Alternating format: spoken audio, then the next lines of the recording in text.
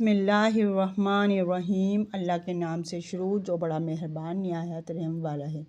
अस्सलाम वालेकुम दोस्तों, आज इस वीडियो में मैं आपको गौस पाक हज़रत अब्दुल कादिर जिलानी की ज़िंदगी के ऐसे दो दिलचस्प वाक़या सुनाने वाली हूँ जिनको सुनकर एक मुसलमान का ईमान ताज़ा हो जाएगा और आपको ये भी पता चल जाएगा कि इस दुनिया में इतने बड़े सख़ी इंसान गुज़रे, क्या वो हज़रत गौस पाक शेख अब्दुल कादिर जिलानी का मुकाबला कर सकते हैं या नहीं। दोस्तों, एक दफ़ा हज़रत गौस पाक ने 100 अरबी नस्ल के घोड़े ख़रीद लिए।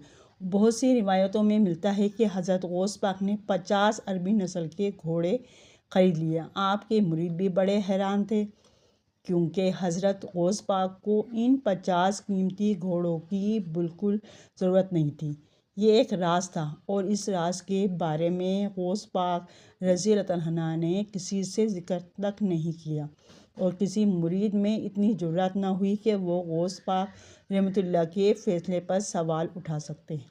वक्त गुज़रता रहा। इस वक्त एक अरबी नस्ल घोड़े की कीमत आज के इस दौर के लैंड क्रूज़र गाड़ी की कीमत के बराबर थी और इसी तरह गौस पाक ने 50 घोड़े ख़रीदे तो आज के दौर में इस घोड़े की कीमत 50 गाड़ियों के बराबर थी। एक दिन एक आदमी के पास इसका दोस्त मिलने के लिए आया तो वो उसको अपने गांव में घुमाने के लिए ले गया। घुमाते घुमाते जब वो गौस पाक रहमतुल्लाह के अस्तबल के पास से गुज़रे तो इसने देखा कि हज़रत गौस पाक रहमतुल्लाह के अस्तबल में 50 अरबी नस्ल के घोड़े बंधे हुए थे। उसने पूछा कि ये किसका अस्तबल है तो इसके दोस्त ने बताया कि ये गौस पाक रहमतुल्लाह का अस्तबल है और उसमें 50 कीमती घोड़े खड़े हैं और आला किस्म की खुराक खा रहे हैं। फिर इस देहाती ने कहा, चलो मैं तुम्हें अपने गौस पाक रहमतुल्लाह से मिलाने चलता हूँ। गौस पाक से मिलकर आपका ईमान ताज़ा हो जाएगा। उस आदमी ने कहा, नहीं, फिर कभी मिलेंगे, आज मेरा दिल नहीं कर रहा। शायद इसका मिजाज ही कुछ अलग था या फिर वो हज़रत गौस पाक रहमतुल्लाह के बारे में नहीं जानता था। एक दो दिन फिर देहाती अपने इस दोस्त को लेकर गौस पाक रहमतुल्लाह के अस्तबल के पास से गुज़रा तो इस देहाती ने कहा, चलो मैं तुम्हें गौस पाक रहमतुल्लाह के पास लेकर चलता हूँ। तो फिर इसने मना कर दिया और कहा कि अभी मेरा दिल नहीं कर रहा। वक्त गुज़रता रहा और वो आदमी अपने वापस गांव चला गया। अचानक इस आदमी की तबीयत ख़राब हो गई। उसने अपने गांव के छोटे मोटे हकीम से इलाज करवाया लेकिन इसको कोई बेहतरी ना आई।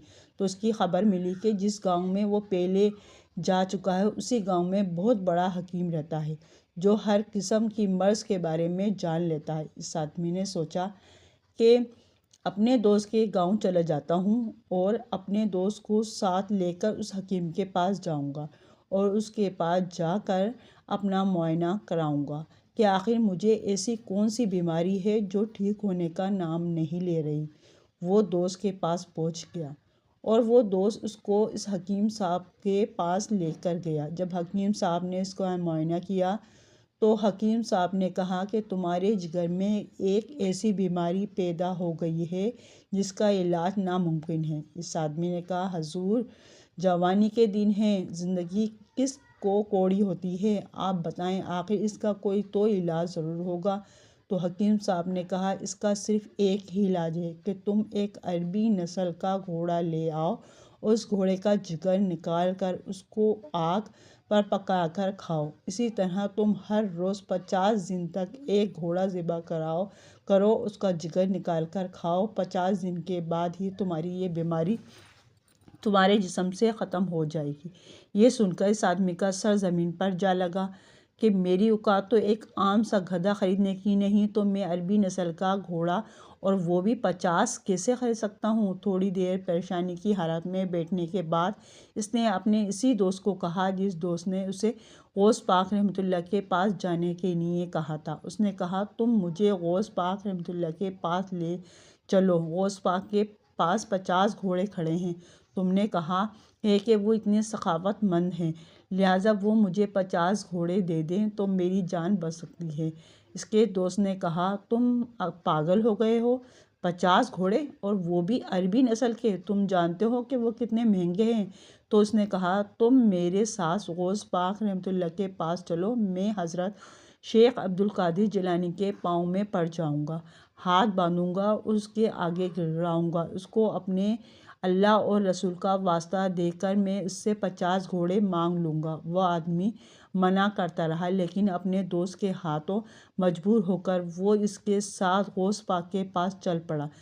جب غوث پاک کے اس سے پاس پہنچے تو اس آدمی کے کہنے سے کچھ پہلے غوث پاک رحمۃ اللہ نے کہا جاؤ اور سامنے 50 گھوڑوں میں بندے ہیں، ایک گھوڑا کھول کر لے جاؤ، اس کو ذبح کرو، اس کا جگر نکال کر کھاؤ اور ہر روز آنا اور اسی طرح ایک گھوڑا کھول کر لے جانا۔ 50 دن تک باقی بچتے ہوئے گھوڑے کو بھی خوراک تمہیں ڈالنے کی ضرورت نہیں، تمہیں اپنی صحت کا خیال رکھنے کی ضرورت ہے، ان کو چارہ بھی میرے مرید ہی ڈالتے رہیں گے، لہٰذا تم ہر روز استبل میں آنا، ایک گھوڑا کھول کر لے جانا اور اس کا جگر نکال کر اپنے علاج کے طور پر کھاؤ۔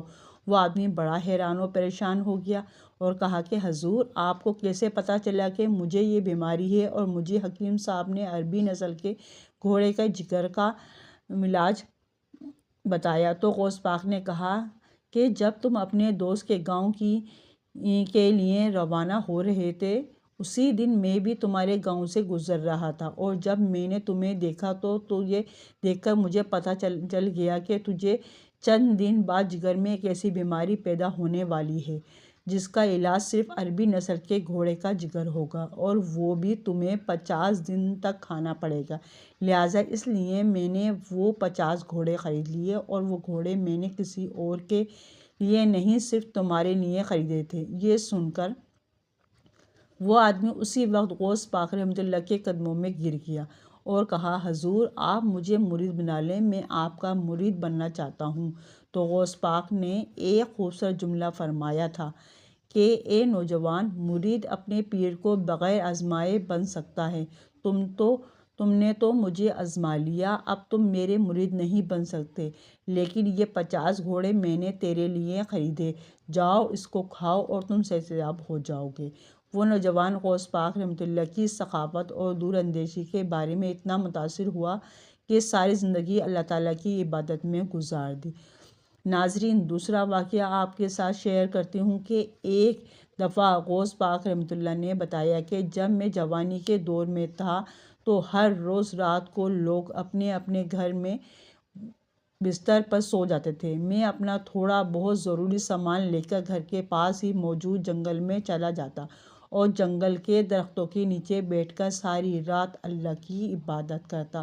وقت گزرتا رہا، ایک رات میں ایک درخت کے نیچے بیٹھ کر اللہ کی عبادت کر رہا تھا کہ اچانک اس درخت کے اوپر اتنی زیادہ روشنی چھا گئی جو میں نے پہلے کبھی نہیں دیکھی، اور اس کے بعد ایک آواز آئی، اے میرے بندے، تم نے میری اتنی عبادت کی، اب میں نے تجھ پہ اپنے سارے فرض معاف کر دیے۔ یہ سن کر غوث پاک رحمۃ اللہ نے کہا لا حول ولا قوۃ الا باللہ العلی العظیم، پھر کہا اعوذ باللہ من الشیطان الرجیم، بسم اللہ الرحمن الرحیم۔ غوث پاک رحمۃ اللہ کو پتہ چل گیا کہ یہ شیطان ہے، کیونکہ اللہ تعالیٰ نے اپنے فرائض کو اپنے نبیوں پر معاف نہیں فرمائے تھے تو پھر مجھ پر کیسے ہو سکتے ہیں؟ پھر شیطان نے کہا غوث پاک تمہاری قسمت اچھی ہے کہ تمہارے علم نے بچا لیا۔ شیطان نے سوچا کہ اب دوسری بار غوث پاک رحمۃ اللہ کو بہکاؤں گا، تو غوث پاک نے کہا نہیں ملعون، مجھے میرے علم نے نہیں بلکہ میرے اللہ نے بچا لیا، تیرے علم نے تو تجھ جیسے ابلیس کو بھی نہیں بچایا تھا، تو پھر علم انسان کو کیسے بچا سکتا ہے؟ بڑے بڑے علماء کو دیکھا، ان کے پاس بہت علم تھا لیکن پھر بھی گمراہی میں چلے گئے۔ اگر علم انسان کو بچاتا تو وہ پھر کبھی گمراہی میں نہ جاتے۔ یہ سن کر شیطان نے کہا میں شیطان ہوں اور میرے پاس انسان کو بہکانے کے لیے 70 داؤ ہوتے ہیں، اور میں وہ کوئی بھی داؤ اپنے ساتھ استعمال کر انسان کو بہکا سکتا ہوں۔ تو حضرت غوث پاک رحمۃ اللہ نے ایک جملہ کہا تھا، جو بندے اللہ کے ہو جاتے ہیں پھر ان کا کوئی بھی بہکا نہیں سکتا۔ یہ سن کر وہ شیطان بھی سمجھ گیا اور اسی وقت وہاں سے بھاگ گیا، اور اس طرح غوث پاک رحمۃ اللہ نے اللہ کی مدد سے اس شیطان کو خود کو بہکانے سے بچا لیا تھا۔ ناظرین، اگر آپ کو میری ویڈیو پسند آئی ہو تو میرے چینل کو سبسکرائب کریں، بیل آئیکن پر آل کریں تاکہ ہر آنے والی ویڈیو کا نوٹیفیکیشن سب سے پہلے آپ کو مل سکے۔ اللہ حافظ۔